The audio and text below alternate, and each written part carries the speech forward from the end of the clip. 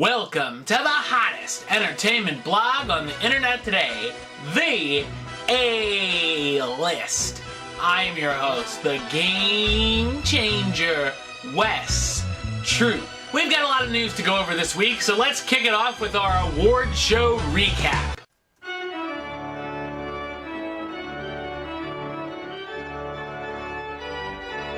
So the Emmy Awards were this past weekend, and the show was kind of meh all overall. I only saw bits and pieces, but I was too busy with my booty call out in Pixie Hollow. But I'm going to tell you the big winners. A lot of the shows on this list are shows I have not yet gotten to, and as I've explained on here in the A-List before, I have, a list that's 10 miles long of shows that I need to watch, and I just haven't gotten to because I'm the movie guy. But anyway, supporting actress in a comedy went to Merritt Wever of Nurse Jackie. Supporting actor in a comedy went to Tony Hale for Veep. Lead actress in a comedy went to Julia Louis-Dreyfus for Veep. Lead actor in a comedy, a show I actually do watch, don't judge me, Jim Parsons for The Big Bang Theory, love him. And finally, outstanding comedy series went to Modern Family. Now for dramas, there was a bit of controversy for all the Breaking Bad fans here, obviously, but here's what we got. Supporting actress in a drama went to Anna Gunn for Breaking Bad.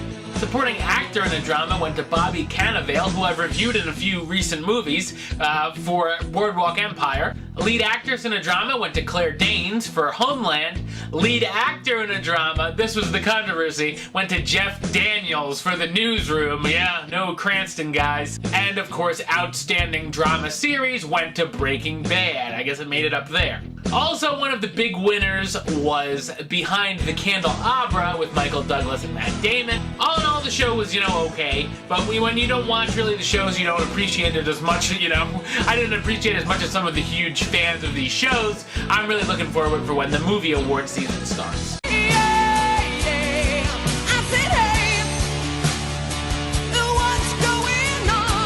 We've got a slew of new movie news this week. First up, the new trailer for Frozen was released. Yes, and us animation fans who have been waiting months for this, we're thrilled. They show more than just the snowman and the reindeer, as we've talked on here before. Yeah. They show us the main plot, finally, and show us the main characters, and I think it looks pretty good, and that has been the main consensus online. I'm excited for Frozen, and I'll be excited to see what happens come November. In other animated news, Seth Rogen is writing an animated film, and it's all about a sausage. So, yeah, I know, really, right? But it's called Sausage Party. There's not a whole lot known about this, but it's the usual Seth Rogen guys that are writing this, and it's gonna hit theaters in summer 2015, which is a very crowded summer, so it should be interesting to see how this does. Also in animated news, the Minions movie, which was scheduled to be released at the end of next year, is going to be pushed into the summer of 2015. Yes, it's one of the biggest summer release years in recent memory, and now it's just gotten bigger. Well, for those who care about the Minions at least. It should be interesting to see if the Minions can carry their own movie. I'm a fan. I know it's a lot of hit and miss with them, but I like them. Heading into some horror movie news, getting in the Halloween spirit, we've got some Halloween news actually. For its 35th anniversary, Halloween, the original, not the Rob Zombie remake, but the original, will be coming back to theaters, along with Halloween 4 and Halloween 5. That's a very odd pick, well, let's release 1, 4, and 5, but I understand why not 3, because it has nothing to do with anything, but why not 2? I don't know, whatever.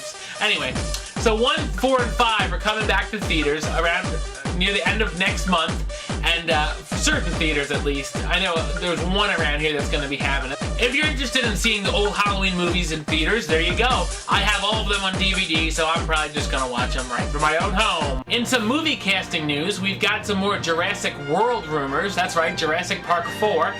Bryce Dallas Howard could be up for a role in the cast.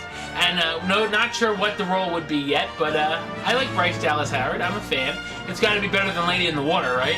And also, this is set in stone, Christoph Waltz has been cast as a villain, yes, in the Tarzan movie to star alongside Alexander Skarsgård, who will be playing Tarzan. Tarzan is looking at next summer to start shooting, so get your loincloths out, everybody.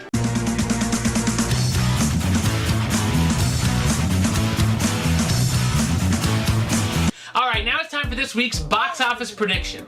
Last week, I was right when I said Prisoners would be #1.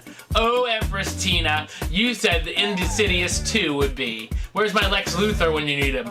Roar! Yes, Prisoners was #1, and if you want to check out my review, it's up on my page. That makes my score 179 and 47. This week we have 4 new releases. We've got Rush starring Chris Hemsworth, which is, the review is up on my page as well. Check that out. We've got Don John, Joseph Gordon-Levitt, Scarlett Johansson, and of course, hey, Tony Danza. Hey, come on now. Yeah, so I'm checking that out later this week. So the review for that will be up too. Cloudy with a Chance of Meatballs, duh. Cloudier Meatballs, I guess. A movie that no one's really looking forward to. Baggage Claim, starring Paula Patton. It's a romantic comedy where I guess she slept around a lot in the past. Go figure. Watch out for those blue times! But anyway, my pick for this week is going to be, I think it's going to be an easy one, Cloudy with a Chance of Meatballs 2. There's not a whole lot of kids movies out there right now. Well, except for Don John. You know, take the kids to see that, of course. But yeah, other than that, yeah. I think Cloudy 2 is going to take it.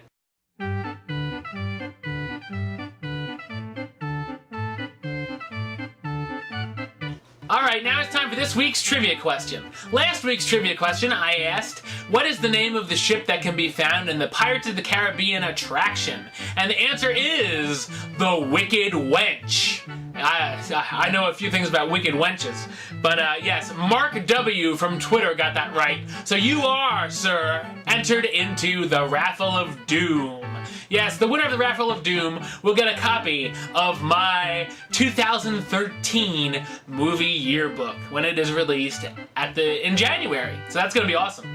This week's trivia question, you can get into the Raffle of Doom now. In which movie in the Halloween franchise does Joseph Gordon-Levitt make a cameo in? You see the few connections there. We did the Halloween and we did the Joseph Gordon-Levitt. So if you know the answer to that, you can Facebook me, tweet me, write it right here on YouTube, smack your mama with a stick of butter. You can do whatever you want with it.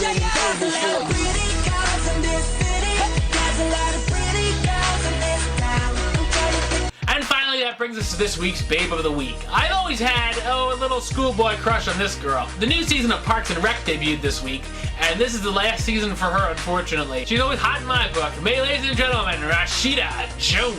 There's a lot of pretty girls in this city.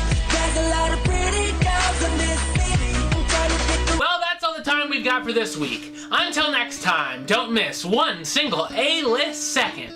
You can subscribe to me right here on YouTube. Check out some other videos. You can like me on Facebook, follow me on the Twitter, and of course, you can buy my book, the A-List Review 2012 Movie Yearbook. Over 140 reviews, only $10. Contact me through Facebook or Twitter if you're interested. Until next time, Troop.